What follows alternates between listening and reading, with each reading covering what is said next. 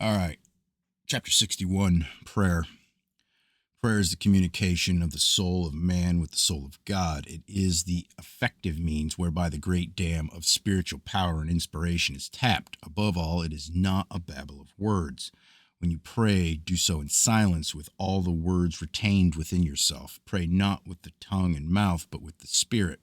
Inharmonious noise within the sanctuary of God is detestable to him who is the God of harmony. Rites that produce loudness are an abomination to his ears. Implore him with a loving heart in quietness, and he will hear your words and accept your offering.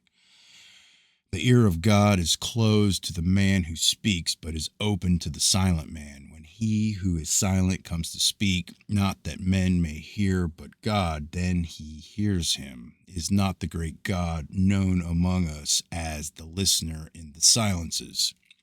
Is not silence the speech of love? God speaks in the still silences. He communes with man in the silences of the soul, and in silence was the creative word spoken.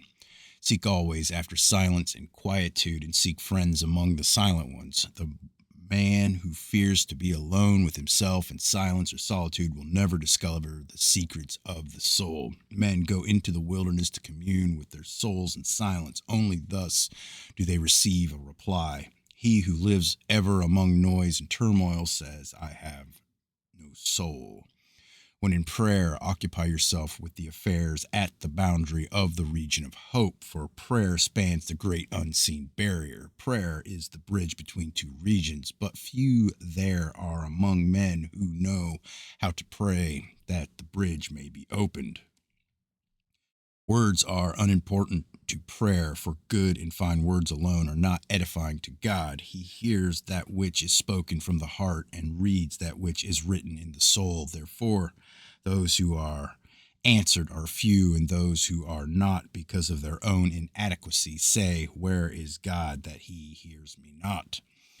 The souls of men swathed in flesh and wrapped in passions cannot easily commune with God. Successful prayer needs much conditioning of the soul. It requires a lot of preliminary preparation and is therefore rare. Men say prayer is futility, and to such as they, so it is, but it is not prayer, but their conception of prayer that is futile. If a man writes so that none understand him, is the reader or the writer at fault if the writing cannot deliver its message? When speaking to a southern man, he understands not unless you use his own language. Even so should you communicate with God in his manner. The ingredients of prayer are humility, sincerity, surrender of desire, acknowledgement of inadequacy, and a wholehearted offering of self. It is the opening of a door to admit a wonderful power into the chamber of the soul. Prayer, as it should be, is followed by a profound peace, a spiritual uplifting, and a feeling of inner quietude, as though a cool, clean breeze sweeps into the spirit, strengthening and reviving it so that clear thinking follows naturally. When at prayer, listen to the voice of the Spirit, for it may be interpreting the words of God. Prayer renders the soul